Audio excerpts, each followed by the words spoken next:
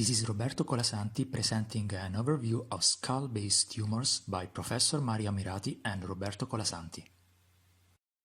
By the end of this presentation, viewers should be aware of the classification and epidemiology of skull-based tumors, learn about the different available management strategies, and finally, understand the current algorithms for evaluation and treatment of skull-based tumors. Skull-based meningiomas represent the most common primary skull-based tumors. Their incidence is approximately 3.5 per 100,000 per year. Meningiomas become symptomatic at various volumes depending on their proximity to eloquent structures. Cavernous sinus, clival, internal auditory canal, or Meckel's cave meningiomas become symptomatic at a smaller volume than do anterocranial fossa, petroclival, or posterior pyramid meningiomas growing posteriorly from the internal auditory meatus. When a meningioma is discovered, the most appropriate therapeutic plan is developed by taking into account the patient's symptoms, age, general medical condition, tumor size, surgeon's experience, tumor location, and very importantly, patient's preference. Many asymptomatic, incidentally discovered meningiomas can be managed by clinical and radiological observation. We offer microsurgical removal to all symptomatic patients that we believe can safely have their tumor removed. For elderly patients, as well as for those in poor clinical conditions or for tumors not safely accessible by surgery, stereotactic radiosurgery can be offered for small tumors. For benign meningiomas, we recommend postoperative radiosurgery for subtotal tumor resection only when the patient is symptomatic from the residual tumor, or more often when serial MRI show tumor growth. Although level 1 evidence is lacking, stereotactic radiosurgery is usually considered for subtotally resected atypical meningiomas as well as for malignant meningiomas, irrespective of the extent of resection. Pituitary adenomas have a yearly incidence of about 3 per 100,000 and account for about 10 to 15% of intracranial tumors. Pituitary adenomas can be hormonally active or non-active, microadenomas or macroadenomas. Symptoms depend on the combination of tumor size and secreting or non-secreting status. Usually, non-secreting tumors become symptomatic because of impaired vision caused by compression of the optic apparatus. Functional tumors become symptomatic as a result of hormone-related symptoms and signs.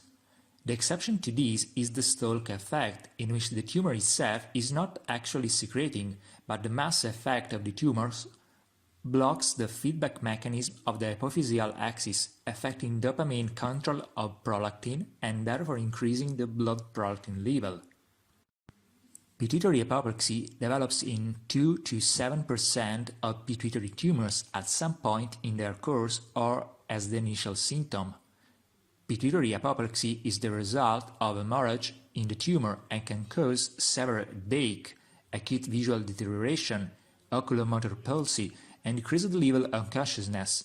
It may be triggered by any type of surgery, pregnancy, anticoagulation, or pituitary hormonal stimulation. Apoplexy may develop in any pituitary adenoma, irrespective of its size or type. The therapeutic plan depends on the endocrinologic makeup of the tumor and patient symptoms. Usually, pituitary apoplexy requires emergency surgery, irrespective of the tumor's endocrinologic features, especially when associated with visual deterioration and change in mental status or coma. Prolactin-secreting tumors are the most common pituitary adenomas and represent about 50% of them. Untreated prolactinomas are dangerous not only because of the depressed pituitary function and visual compromise associated with a large tumor, but also because of osteoporosis associated with increased prolactin levels.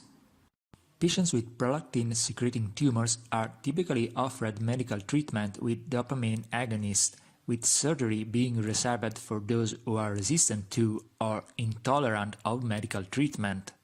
Surgery may be offered as a first option when visual deterioration has occurred rapidly. Radiosurgery may be offered when patients fail both medical management and surgery.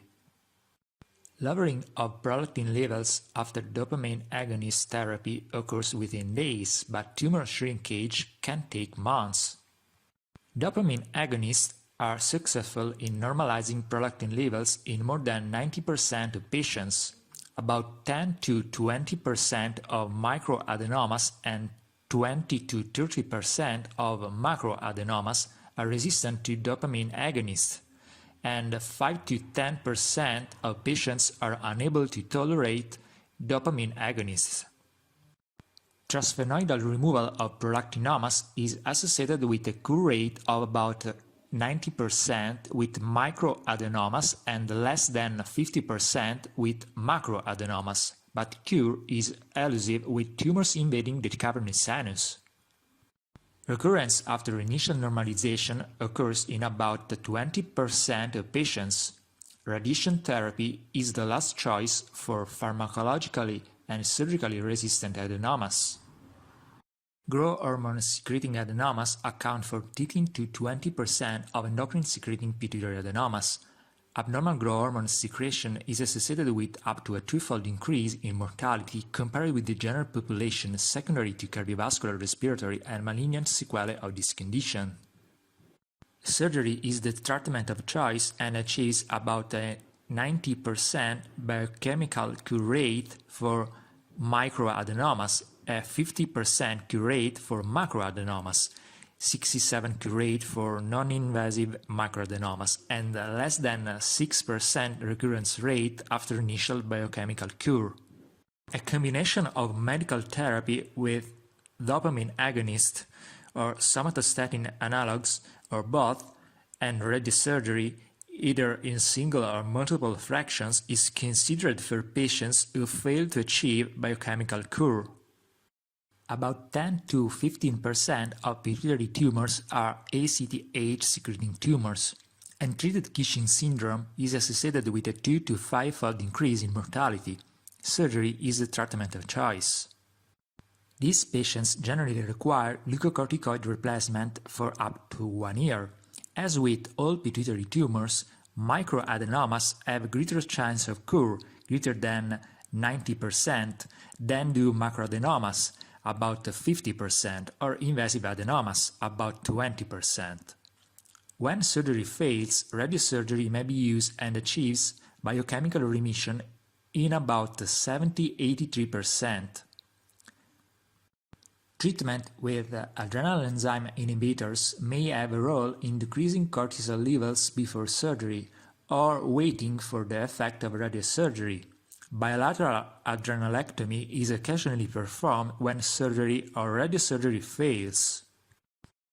In most cases, medical therapy should be initiated concurrently with radiation therapy to limit the morbidity of hypercortisolemia until biochemical remission is achieved. TSH-secreting pituitary tumors are rare and represent less than 1% of pituitary tumors. Almost all of them are macroadenomas. Surgery is the treatment of choice. For patients not cured by surgery, radiation therapy and medical therapy with somatostatin analogs may be considered. FSH and LH secreting tumors that are endocrinologically symptomatic are extremely rare, even though most non-functioning pituitary tumors are of gonadotroph origin. Surgical resection has been the first-line approach in most cases, but defined outcomes have not been established. Radiation therapy may be used in isolated refractory cases, but outcomes are not defined. Medical therapy has been largely unsuccessful, and adenoma size reduction has been elusive. Assessment of biochemical remission includes normalization of the preoperatively elevated hormones and the absence of residual adenoma on postoperative pituitary MR imaging. Non-functioning pituitary adenomas are the second most common pituitary adenoma after prolactinoma and represent about 20% of all pituitary adenomas. The treatment of choice is surgical removal. In a recent study, complete surgical removal was possible in 64% of 491 patients with non-functioning pituitary adenomas. Multiple logistic regression analyses show that tumor invasion of the cavernous sinus, as well as the maximum tumor diameter and absence of tumor apoplexy, were associated with unfavorable surgical outcome, that is, the presence of residual tumor at the postoperative neuroimaging study. Patients with clean postoperative MRI findings had a 5-year recurrence-free survival rate of 87%, whereas patients with residual tumor on MRI had a 5-year recurrence-free survival rate of 100% when they received prophylactic radiation therapy, and only 68% when they did not. On the other hand, the use of radiation therapy postoperatively is associated with a 30 to 70% rate of pituitary insufficiency. Craniopharyngiomas are benign, extraaxial, usually intra-arachnoidal neoplasms. They are thought to originate either from rest of the craniopharyngeal duct, the connection between the oral cavity and Röntgen's pouch, the evagination of the oral cavity that will form the adenohypophysis, or from squamous metaplasia of the developing pituitary. Their incidence is about 0.1 per 100,000 per year, and they account for less than 1% of all primary brain tumors, with an equal distribution between males and females. Craniopharyngiomas typically have two age peaks, one at 5 to 14 years and the other at 50 to 74 years. Although they are found in more than 90% of children with cellular suprasellar pathology, 50% of craniopharyngiomas are nonetheless diagnosed in adults. Most craniopharyngiomas, more than 80%, have their bulk located in the suprasellar area. A minority of craniopharyngiomas, about 10%, are solely intracellular, and even fewer are located only inside the third ventricle. Treatment must be tailored according to tumor characteristics, balance among cystic, solid, and calcified portions, as well as patient's age and symptoms, and availability of resources. Although it is clear that the best treatment of a benign neoplasm is total removal, this needs to be tempered by the fact that anatomically, craniopharyngiomas are at times very tightly adherent to the floor of the third ventricle. They occasionally grow in true subfield fashion, and aggressive removal of them may be associated with significant neurological deficits. 4 treatment modalities are effective in managing these tumors alone or, more often, in combination: surgery, intracystic irradiation, intracystic chemotherapy, and focused beam radiation. For non-recurrent tumor with a considerable solid component, microsurgery with the goal of complete resection and avoidance of iatrogenic morbidity, even at the expense of total resection, is reasonable. Indeed, total resection is rarely achieved when long-term follow-up is available. Purely intracellular craniopharyngiomas are usually approached through a transsphenoidal route, microscopic or endoscopic.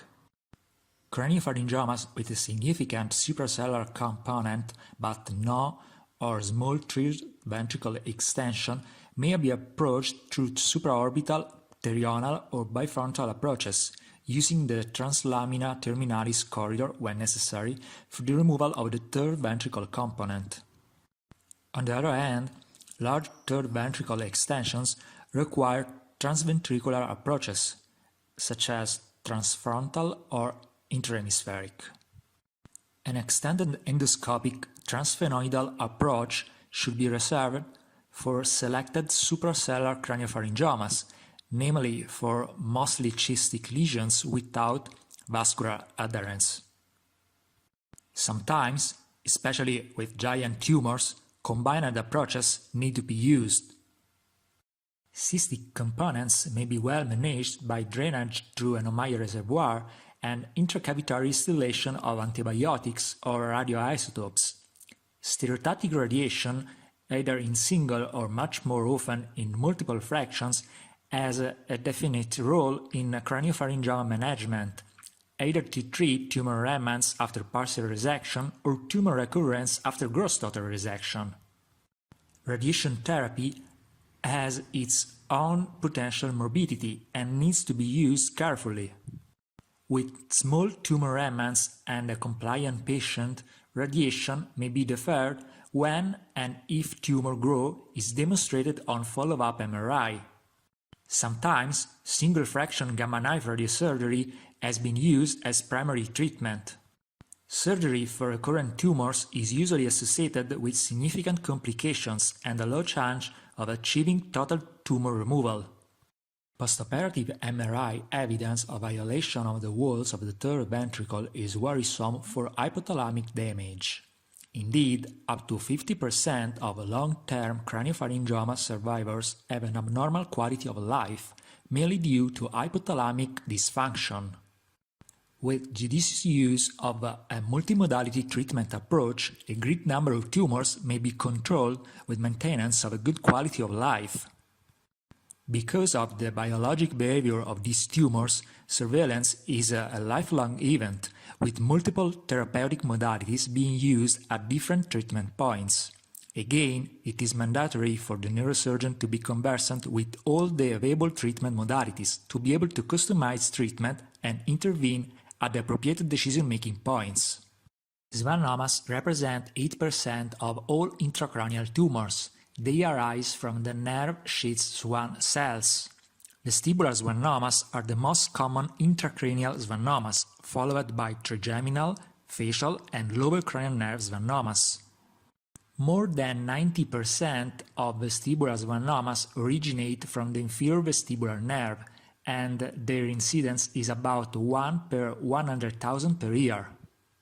They account for 6% of all intracranial neoplasms and 60 to 78% of all cerebellopontine angle tumors seen clinically, the remainder being meningiomas, epidermoids, facial schwannomas, lipomas, and metastatic lesions. 4% are bilateral and associated with NF2. Treatment of vestibular schwannomas has dramatically changed in recent years because of the recognition that radiosurgery is associated with a significant degree of control.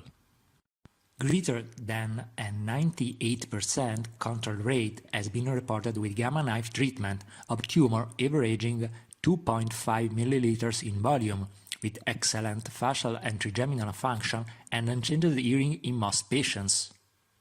Moreover, data on the natural history of vestibular schwannomas suggests that only 17% of small intracanalicular tumors will ever grow to extracanalicular tumors, and that just 29% of extrameatal tumors smaller than 20 mm will ever grow more than 2 mm. In addition, the hearing results in this group of patients in whom a weighted scan policy was implemented were shown to be similar to those reported in the literature had these patients been treated by surgery or radiosurgery. When one takes these two facts into consideration, it appears that there is a clear surgical indication for large tumors or for acute compression of neural structures. A subtotal resection plus radiosurgery for postoperative growth may be advised for patients in poor clinical conditions.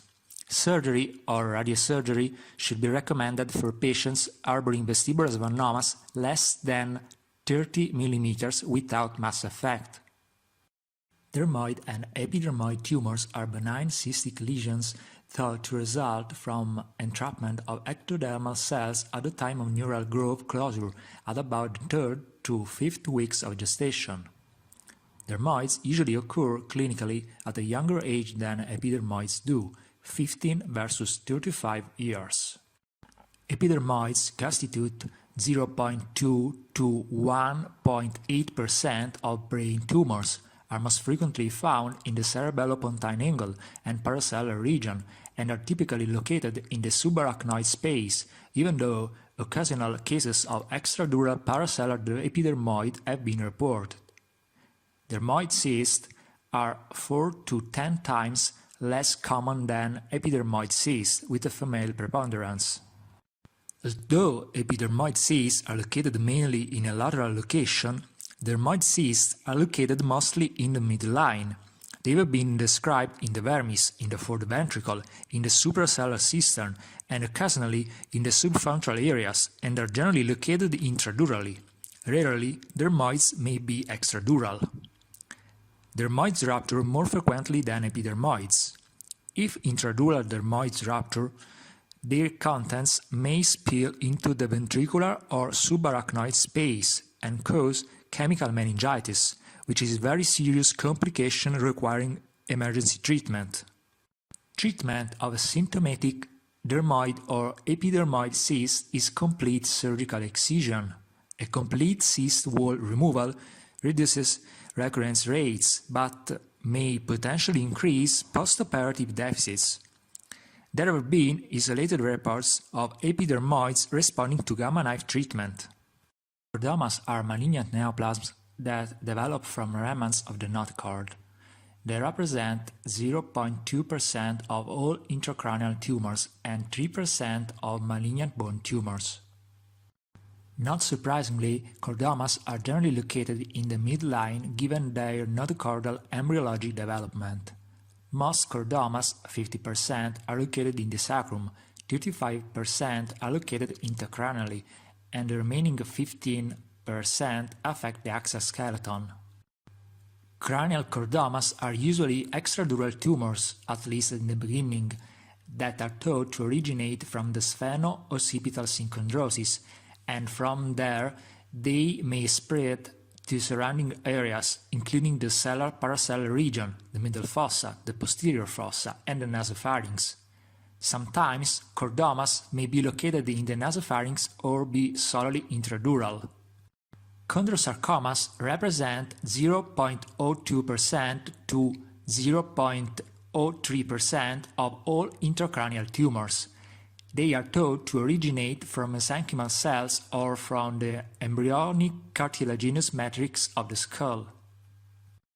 They are usually located in a paramedian position and tend to favor the sphenopetroclival area. Their relationship with the dura and growth pattern is similar to that of chordomas. Overall, they have a better prognosis than chordomas. Radical resection is the treatment of choice and may be carried out in about 50% of patients. 5 and 10-year survival rates are in the order of 65% and 39% respectively, with a 30% incidence of new postoperative neurological deficits. Stereotactic radiotherapy with protons or photons or gamma knife radiosurgery has been used postoperatively, either immediately after surgery with or without residual disease, or, in case of radical resection, at recurrence. Our practice is to perform radical surgical resection if we think that the patient can tolerate it, and if we believe that it is possible to accomplish, followed, even in cases of total tumor removal, by stereotactic radiotherapy with photons or protons. Paragangliomas are benign neoplasms originating from neural crest derivatives, the paraganglia. Even though glomus tympanicum tumors may extend into the skull base, glomus jugulare tumors are the ones commonly grouped with skull-base tumors. The incidence of glomus jugulare tumors is about 0.07 per 100,000 per year. These tumors arise within the jugular foramen, pars venosa, and usually become symptomatic in the 5th and 6th decades of life. Women are affected 3 to 6 times more commonly than men. They are slow-growing, usually benign, hypervascular tumors that tend to invade the temporal bone as they grow. Only 1 to 5% of them are malignant. Pulsatile tinnitus and hearing loss are the most common initial symptoms and occur in approximately 75% of patients. Lower cranial nerve problems are encountered in only 10% of cases. Surgical removal is the treatment of choice in a healthy patient. Complete resection may be accomplished in about 80% of patients. Alternatively, radiosurgery is a viable option with about a 90% control rate. Long-term follow-up is necessary for these slow-growing tumors, probably on the order of 10 or more years. A recent systematic review of the literature suggests that radiotherapy results are similar to surgery results. Complex skull-base approaches are required to remove most of these large tumors and need to be tailored to each individual case. Numerous tumors invade the skull base from surrounding structures either by direct bulky extension or by insidious spread through the many fissures spanning the skull base and surrounding areas. Data are scant on the frequency of hematogenous skull base metastasis. Treatment of skull base metastasis, as for all metastases, is palliative. The goal of treatment should be relief of symptoms in the most efficient way possible. Radiotherapy is the mainstay of treatment, especially when delivered focally with the gamma knife or other forms of stereotactic radiotherapy. Chemotherapy or hormonal therapy may be of help in some type of cancers, such as breast and prostate. Surgery is reserved for selected patients with limited disease and relatively long life expectancy.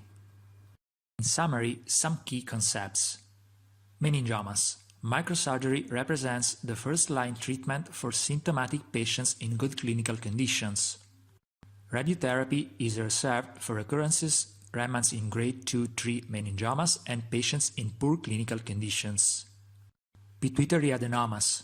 Transsphenoidal surgery is the first-line treatment for most pituitary adenomas, except for prolactinomas, medical treatment with dopamine agonists.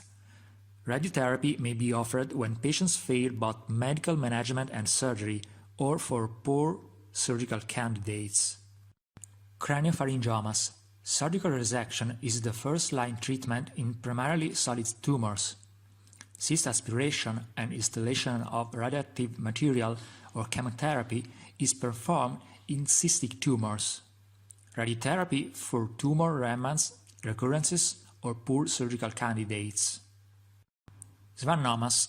Observation for small asymptomatic lesions. Surgery and/or radiosurgery for larger lesions, depending on patient's age, symptoms, urine function, etc. Epidermoids and dermoids. Surgical excision is the treatment of choice. A complete cyst wall removal reduces recurrence rates, but may potentially increase postoperative deficits. Chordomas and chondrosarcomas. Radical resection is the treatment of choice. Radiotherapy may be performed postoperatively or at recurrence.